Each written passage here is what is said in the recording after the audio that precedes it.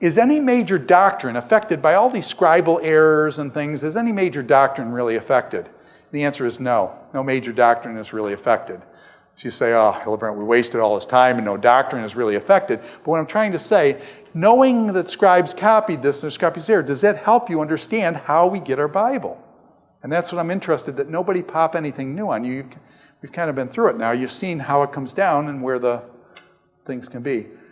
I want you to have a realistic view of transmission, scribes copying, and translation processes and things. You've got to, I just want you to be aware of those processes of different translations and different scribal copyings and things. The confidence in God's Word, the benefit, is it really neat that can you guys pick up 10 and 15 different translations in English if you feel like it? Are there different translations? And so we live in a very rich environment informationally today. Has anybody used the Net Bible? Has anybody ever heard of the Net Bible? Okay, there's a Bible on the net. It's done by some really good people, Dan Wallace and a bunch of these guys. I know some of them, and they're excellent. It's called the Net Bible, and I enjoy that too. The footnotes on that thing, the study Bible from the Net Bible is very helpful. It's all on the net and things. And I think you can actually order a copy of it now. That you can actually get it printed. But okay, so plurality, focus. I think the point is not to focus on the jots and tittle, but focus on the meaning of Scripture. And I guess that's my point. Don't focus on the jots and tittles so much, the little points. Focus on the meaning of Scripture and what it means for your life and how God is speaking to you and communicating His Word to you in terms of the meaning of Scripture rather than just focusing on the jots and tittles and getting all upset. If God has spoken to us and told us many things, this book should be one of the most important guides in your life. Question, do I enjoy reading Plato?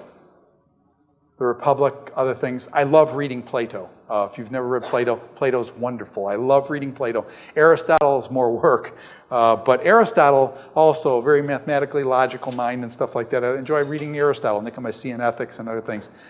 Question, when you read Plato, Aristotle, you read some of the great people, question, but what's this? This is the Word of God. Question, is it different than Plato? Plato is interesting. Charles Dickens is fascinating. But this is the Word of God. And so there's a huge difference then. And so therefore, how should I say, that's one of the reasons why I've invested my life in studying this book, because God has spoken. God has actually spoken. And I want to hear what He has to say. And so this is one of the most important guides for our life then, and that's some of the things. Now, did God use flawed processes? Did God use flawed process in preserving His Word? Did God use flawed processes? Yes, He did.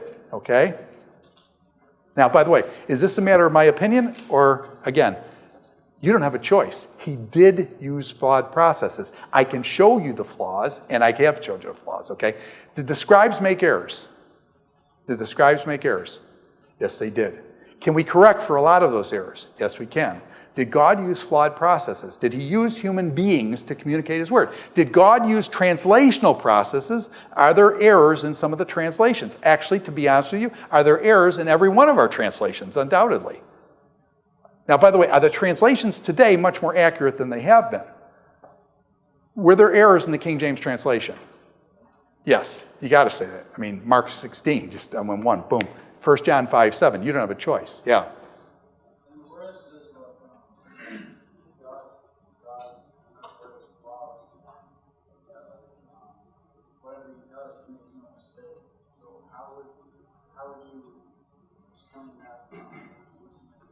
Okay, okay, we'll come back to that.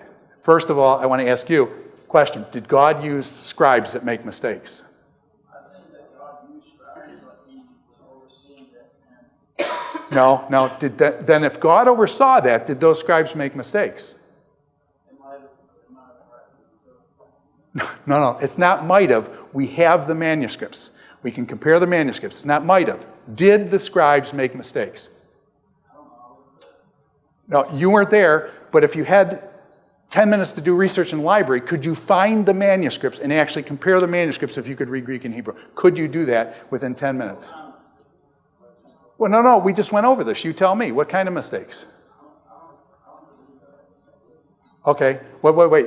Okay, you're telling me what you believe, but I'm not asking you what you believe. I'm saying, what do the manuscripts? We have the manuscripts. You compare this manuscript, and it has Mark 16. This one does not have Mark 16. Pardon? What do you do with that? One has it, one doesn't. 1 John 5:7. It's not in any of our manuscripts. It's in the King James Version. What do you do with that?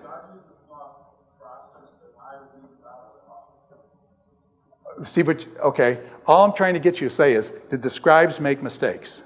Yes or no? I've shown you. You guys realize, have I shown you mistakes that they made? Okay, I've shown you flat out in your face. You don't have an option there. That's a fact. Okay? Now notice I'm standing over here right next to the Bible. When I don't know something is fact, while I walk over there, I will. I'm telling you this is a fact. It's not whether you agree with me or disagree with me. I can give you a Greek Bible and it will list the problems down at the bottom, the footnotes, okay? All the Greek New Testaments do that. The Hebrew Bible does the same thing. The variant readings. The scribes made mistakes. Every scribe copies 1,000 pages, they make mistakes, okay? Secondly, do translators make mistakes? Did I show you some differences in the translations today? Translators make mistakes, scribes make mistakes, so we don't have a choice there. Now notice what he's saying. He's going, but the Word of God is flawless, but the Word of God is flawless, but the Word of God is flawless. What's missing? What's he talking about? And this is, the reason why I'm harping on this is because this is a really important point. And it's what, in other words, there's a really, really big and important point, and it's what I've been talking about for 3 days, and I'm trying to get you to see the point, okay? And he's right on the point. When God spoke to the prophet, do we call that the process of inspiration?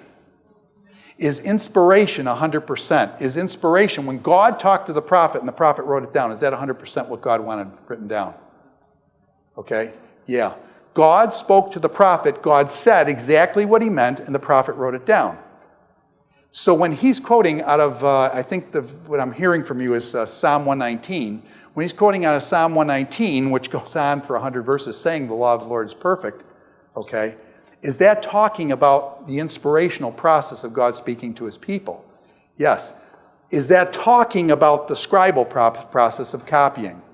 No, it's talking about the process of inspiration, and you've got to separate those processes. And that's actually what I'm trying to point out. Can a translator make mistake? Can a guy like Erasmus add a verse to the Bible in the 16th century? How should I say? Can he do it? Not can he do it, he did it. 1 John 5:7, look in your King James Version.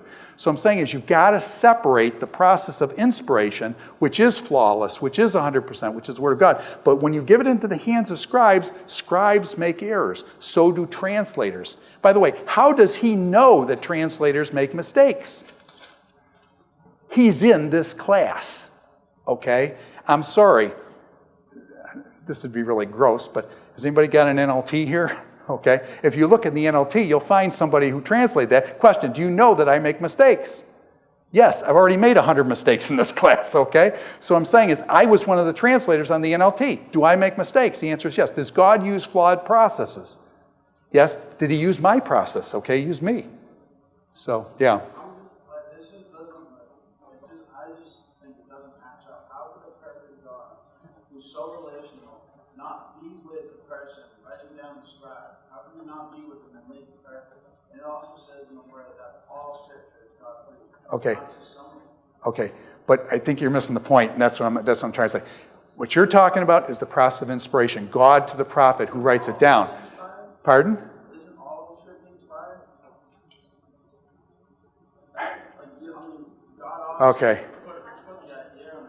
Yeah. Okay. Do the rest of you guys understand what I'm trying to distinguish here? Okay. Why don't come up after his class? We can talk about things like that. But you're missing the exact point that I'm trying to make here. What I'm trying to do is get you to kind of see that. But that's probably the most important point. He's got it. That is probably the most important point I've talked about so far. Yes, ma'am. Isn't it important that we ask for his inspiration when we're reading the Word? Okay, now, she used the word inspiration. I want to use a different word. I'm not inspired, okay? I'm not inspired. I ask for illumination. In other words, illumination is different than inspiration. Illumination, and she said a good point too, do we ask for the Spirit to help us understand the Word? That's called the process of illumination. Now, by the way, and can that be flawed? Have you ever had one pastor tell you one thing and another pastor tell you they're both, say that the Holy Spirit told them, and you get two different messages. So I'm saying you got to be careful with illumination because it comes through a human being. But yeah, Sarah? So pretty much the overall thing that you're saying is that the process of inspiration is flawless. But Yes. However, over time when it's translated to different languages, a lot of things get lost in translation. Yeah. Does everybody hear what she said? That's exactly what I was trying to say. The process of inspiration is flawless, perfect, and the process of God speaking to the prophet writing it down, perfect, that's okay. But then what happens is that book copied over 1,000, 2,000 years. And some of the scribes, every one we have, every manuscript we have, there's differences between the manuscripts. We've got to sort that out. So God used God used processes that had problems with them. And by the way, then with translation, you get another set of problems translating between the languages. Now, by the way, can we use multiple translations to try to get it better than we've ever had it? But is it flawless in the sense of inspiration? It's not on the same level. That initial process was the process that they're talking about. The process of inspiration is perfect and stuff. And so we've got to distinguish that. If you don't distinguish that, you're dead meat. Because when you go out and you try to say, this is every word in this book, there's no problems here and stuff like that, I get a good scholar, he'll rip you to shreds. Okay? And what it is it a problem with God's word or is it a problem with the translators of the NIV? It's a problem with the translators of the NIV. Somebody doesn't like the NLT. They'll rip it up and say, hey, this Bible's the Word of God. They'll open up the NIV or NLT and show you a problem. And it's possible that Hildebrandt could have written that thing in there and he got it wrong. And so I want to say I'm flawed. And I do translation work, and that's the NLT as part of that.